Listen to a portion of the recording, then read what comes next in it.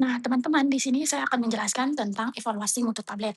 Evaluasi mutu tablet adalah serangkaian pengujian yang dilakukan untuk memastikan bahwa sediaan tablet memenuhi persyaratan kualitas, keamanan, dan efektivitas sesuai dengan standar Farmakope Indonesia dan USP. Pembagian evaluasinya itu ada dua. Yang pertama, uji fisik tablet, dan yang kedua itu uji kimia tablet.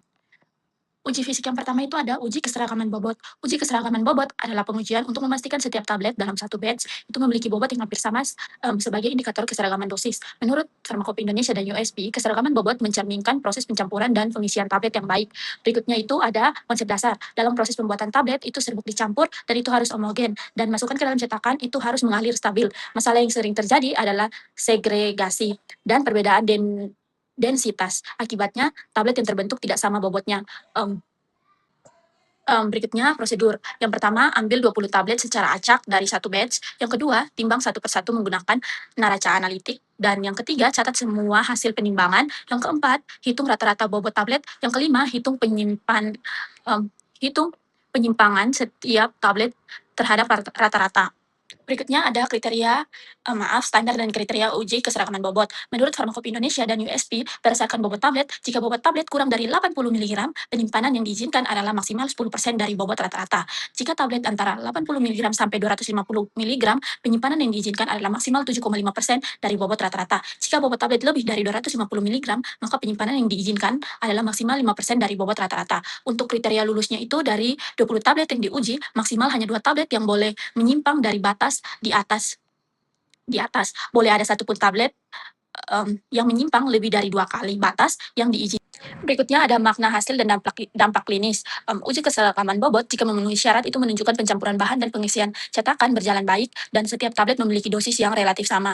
Dampak klinisnya itu efek obat menjadi konsisten, aman, dan sesuai terapi. Jika tidak memenuhi syarat, itu menunjukkan adanya masalah seperti pencampuran yang tidak homogen atau aliran granul tidak stabil. Bobot tablet tidak seragam itu kemungkinan kandungan zat aktif berbeda. Untuk dampak klinis yang dapat terjadi adalah tablet lebih berat, itu resiko overdosis. Tablet lebih ringan, risiko underdosis, efek obat yang menjadi tidak konsisten dan berisiko bagi pasien. Berikutnya itu ada uji kekerasan. Uji kekerasan adalah pengujian untuk mengukur kekuatan mekanik tablet, yaitu seberapa besar tekanan yang dibutuhkan untuk memecahkan tablet. Uji ini penting untuk memastikan tablet memiliki kekuatan yang cukup agar tidak mudah rusak selama proses produksi, pengemasan, distribusi, dan penyimpanan, namun tetap dapat hancur dan larut dengan baik saat digunakan. Untuk konsep dasarnya itu, tablet dibuat dengan proses kompresi atau penekanan, maka semakin besar tekanan saat pencetakan itu terdapat partikel semakin rapat dan tablet semakin keras. Namun, jika terlalu keras, cairan sulit masuk, dan jika terlalu lunak, maka tablet mudah pecah. Untuk prosedurnya itu, yang pertama, ambil 5-10 tablet secara acak dari satu batch. Yang kedua, siapkan alat hardness tester. Yang ketiga, letakkan tablet secara horizontal pada alat. Yang keempat, berikan tekanan secara perlahan hingga tablet pecah. Yang kelima, catat besar gaya yang dibutuhkan untuk memecahkan tablet. Yang keenam, lakukan pada semua sampel, lalu bandingkan hasilnya. Berikutnya ada standar dan kriteria kelulusan menurut Farmakope Indonesia dan FI. Itu yang pertama, tidak ada batas angka resmi yang ditetapkan secara spesifik. Yang kedua, namun secara umum, kekerasan tablet yang baik berada pada kisaran 4-10 kg atau sekitaran 40-100 Newton tergantung jenis tablet. Untuk kriteria lulusnya itu tablet tidak terlalu keras dan tidak terlalu lunak, lalu nilai kekerasan antara tablet relatif seragam, dan yang ketiga itu tablet mampu bertahan terhadap tekanan mekanik tanpa rusak. Nah, teman-teman, kita masuk di makna hasil dan dampak klinis. Memenuhi syarat itu berarti tablet memiliki kekerasan yang optimal, yang berarti tidak terlalu keras dan tidak terlalu lunak. Itu menandakan proses kompresi berjalan dengan baik. Lalu dampak klinis yang terjadi, tablet stabil selama distribusi dan tetap hancur serta larut dengan baik sehingga efek obat optimal. Jika terlalu keras berarti tablet terlalu padat akibat tekanan kompresi tinggi sehingga cairan sulit masuk ke dalam tablet. Dampak klinisnya itu waktu hancur dan disolusi menjadi lambat sehingga efek obat terlambat muncul. Jika terlalu lunak berarti tablet kurang padat akibat tekanan kompresi rendah sehingga mudah pecah atau rusak. Dampak klinis yang terjadi itu tablet dapat hancur sebelum digunakan sehingga dosis tidak akurat dan efek terapi menurun. Nah, berikutnya ada uji kerapuhan. Uji kerapuhan adalah pengujian untuk menilai ketahanan tablet terhadap gesekan dan benturan mekanik yang terjadi selama proses pengemasan, distribusi, dan penyimpanan. Uji ini bertujuan untuk mengetahui seberapa besar kehilangan bobot tablet akibat gesekan sehingga dapat dipastikan tablet tetap untuk digunakan oleh pasien. Konsep dasarnya itu selama distribusi, tablet akan mengalami gesekan antar tablet, getaran, serta benturan. Jika tablet tidak cukup kuat, maka permukaan tablet akan terkikis atau hancur sebagian. Akibatnya, bobot tablet berkurang dan dosis bisa berubah. Untuk prosedurnya itu yang pertama ambil 10 sampai 20 tablet secara acak, lalu yang kedua pastikan tablet dalam kondisi utuh dan bersih, yang ketiga timbang berat awal atau W1, masukkan ke dalam alat Freeabilator, yang kelima putar sebanyak 100 kali dengan 25 RPM, yang keenam keluarkan bersihkan debu, yang ketujuh timbang kembali berat akhir atau W2, yang ke-8 hitung persentase kehilangan bobot. Untuk standar dan kriteria lulusnya itu, standarnya itu kehilangan kehilangan bobot dan tidak boleh lebih dari 1%. Kriteria lulusnya itu persentase kehilangan bobot kurang dari 1%. Lalu tablet tidak mengalami kerusakan fisik yang signifikan. Untuk makna hasil dan dampak klinis, jika memenuhi syarat berarti tablet cukup kuat, menahan gesekan dan tidak mudah terkikis, menunjukkan formulasi dan proses kompresi baik. Dampak klinisnya itu jelas tablet tetap utuh, tetap digunakan sehingga dosis tetap akurat dan efek obat optimal. Jika tidak memenuhi syarat, otomatis tablet mengalami kehilangan bobot lebih dari batas atau permukaan mudah terkikis. Itu menandakan tablet rapuh. Untuk dampak klinisnya sendiri itu yang pertama, kehilangan massa menyebabkan dosis berkurang. Yang kedua, serbuk yang terbentuk dapat menyebabkan konsumsi tidak tepat. Yang ketiga, efek terapi menjadi tidak optimal atau menurun. Berikutnya ada uji waktu hancur. Uji waktu hancur adalah pengujian untuk mengetahui waktu yang dibutuhkan tablet untuk hancur selama partikel-partikel kecil dalam kondisi yang menyerupai tubuh. Uji ini penting karena tablet tidak dapat langsung diserap dalam bentuk utuh, tetapi harus hancur terlebih dahulu agar zat aktif dapat kemudian diserap oleh tubuh. Konsep dasarnya itu, setelah diminum, tablet akan mengalami tahapannya itu hancur, larut, dan diserap.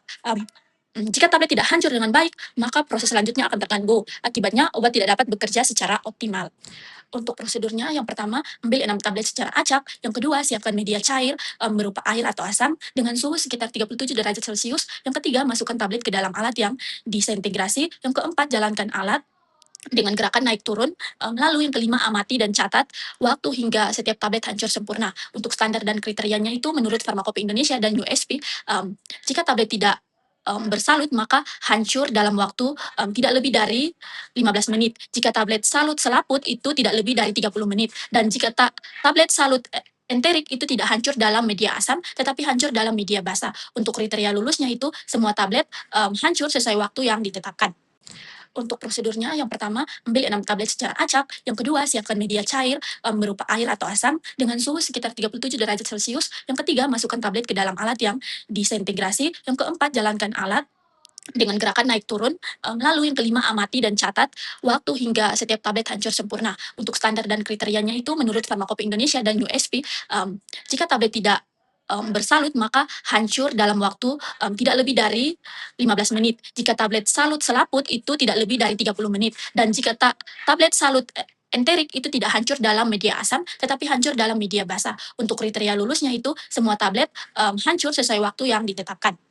Untuk makna dan dampak klinisnya itu, jika memenuhi syarat, tablet mampu hancur dalam waktu yang sesuai, menunjukkan formulasi dan fungsi bahan penghancur bekerja dengan baik. Dampak klinisnya itu obat dapat larut dan diserap dengan baik sehingga efek terapi muncul optimal. Jika tidak memenuhi syarat, tablet hancur terlalu lama atau tidak hancur sama sekali, menandakan masalah pada kekerasan atau formulasi. Dampak klinisnya itu obat terlambat bekerja karena proses pelarutan terlambat. Lalu yang kedua, zat aktif tidak tersedia secara optimal sehingga efektivitas terapi menurun. Nah, teman-teman, kita masuk di ujian kedua yaitu uji kimia tablet. Uji kimia tablet itu yang pertama ada uji kadar. Uji kadar adalah pengujian untuk menentukan jumlah zat yang terkandung dalam tablet dan memastikan kesesuaiannya dengan kadar yang tertera pada label. Uji ini penting untuk menjamin bahwa obat yang diberikan memiliki dosis yang tepat sesuai dengan yang seharusnya, sehingga aman dan efektif digunakan. Konsep dasarnya itu dalam satu batch produksi, zat aktif dicampur dan dibuat menjadi banyak tablet. Uji kadar menilai rata-rata kandungan zat aktif, bukan tiap tablet satu per satu. Uji ini menggambarkan kualitas keseluruhan batch. Nah, untuk prosedurnya itu yang pertama, ambil sejumlah tablet sebagai sampel. Yang kedua, hancurkan tablet sehingga memiliki serbuk homogen. Yang ketiga, larutkan dalam pelarut yang sesuai. Yang keempat, saring jika diperlukan. Yang kelima, analisis menggunakan metode seperti UV-Vis atau HPLC. Yang keenam itu hitung standar zat aktif. Standar dan kriteria lulusnya itu menurut Farmakope Indonesia dan USP, kadar zat aktif umumnya berada pada rentang 90% sampai 110% dari yang tertera pada label atau tergantung monograf. Untuk kriteria lulusnya itu kadar berada dalam batas yang ditetapkan. Untuk makna hasilnya itu, jika memenuhi syarat, kadar zat aktif sesuai dengan label menunjukkan proses formulasi dan produksi berjalan baik. Dampak klinis yang terjadi, dosis yang diberikan tepat sehingga efek obat optimal dan aman. Jika tidak memenuhi syarat, kadar zat aktif terlalu tinggi atau terlalu rendah, menandakan ketidaksesuaian selama proses produksi. Untuk dampak klinisnya itu, jika terlalu tinggi, risiko overdosis, jika terlalu rendah, efek terapi tidak tercapai. Untuk uji kimia yang kedua ada uji keseragaman kandungan. Uji keseragaman kandungan adalah pengujian memastikan bahwa setiap tablet dalam satu batch itu memiliki jumlah zat aktif yang hampir sama. Uji ini penting karena meskipun rata-rata kadar sudah sesuai, belum tentu tiap tablet memiliki kandungan yang sama. Untuk konsep dasarnya itu perbedaan dengan uji kadar. Uji kadar itu untuk menilai rata-rata dan uji keseragaman kandungan itu untuk menilai tiap tablet. Fokus pada konsistensi dosis antar tablet. Nah, masuk di bagian prosedur. Ambil sekitar 10 tablet secara acak, uji masing-masing tablet secara individu, larutkan tiap tablet dalam pelarut, lalu analisis kadar satu persatu. Yang kelima, hitung defisiasi terhadap rata-rata. Untuk standar dan kriteria lulusnya itu, menurut Pharmacopeia Indonesia dan USP, itu menggunakan nilai nilai AF harus tidak lebih dari 15. Secara umum, kandungan tiap tablet berada sekitar 85% sampai 115%. Untuk yang berikutnya ada makna hasil dan dampak klinis. Itu ya kalau dia memenuhi syarat itu kandungan zat aktif antar tablet seragam, menunjukkan pencampuran homogen. Dampak klinis yang terjadi setiap tablet memberikan dosis yang sama sehingga efek obat konsisten. Jika tidak memenuhi syarat, terdapat perbedaan kandungan zat aktif antar tablet yang menandakan pencampuran tidak merata. Untuk dampak klinisnya itu dosis berbeda tiap tablet, efek obat tidak konsisten. Dan overdosis atau underdosis pada penggunaan. Yang ketiga itu ada uji disolusi. Uji disolusi adalah pengujian untuk mengetahui kecepatan dan jumlah zat aktif yang terlarut dari tablet dalam media tertentu. Uji ini penting karena zat aktif harus larut terlebih dahulu sebelum dapat diserap oleh tubuh. Konsep dasarnya itu secara hancur, setelah tablet hancur, zat aktif harus larut dan baru bisa diserap. Disolusi adalah tahap yang paling mendekati kondisi di dalam tubuh. Untuk prosedurnya, yang pertama siapkan media disolusi dengan suhu kurang lebih 37 derajat Celcius. Yang kedua, masukkan tablet ke dalam alat. Yang ketiga, putar alat sesuai kecepatan yang ditentukan. Yang keempat, ambil sampel cairan pada waktu tertentu. Yang kelima, analisis kadar zat aktif dalam larutan. Untuk standar dan kriterianya itu menggunakan parameter Ki atau jumlah zat aktif yang terlarut. Contoh umumnya itu minimal 75% zat aktif larut selama 45 menit. Untuk kriteria lulusnya itu tahap awal 6 tablet memenuhi nilai Ki. Jika tidak dilakukan, tahap lanjutan. Dan ada makna hasil dan dampak klinis. Jika memenuhi syarat, zat aktif larut dengan baik dan cepat. Itu menunjukkan pelepasan obat optimal. Dampak klinis yang terjadi, obat mudah diserap sehingga efek terapi muncul dengan baik dan tepat waktu. Jika tidak memenuhi syarat, zat aktif larut terlalu lambat atau tidak memenuhi jumlah yang ditetapkan. Untuk dampak klinisnya itu, pertama penyerapan obat terganggu, efek obat lambat atau tidak optimal, dan bioavailabilitasnya itu rendah. Sekian presentasi dari saya tentang tablet konvensional.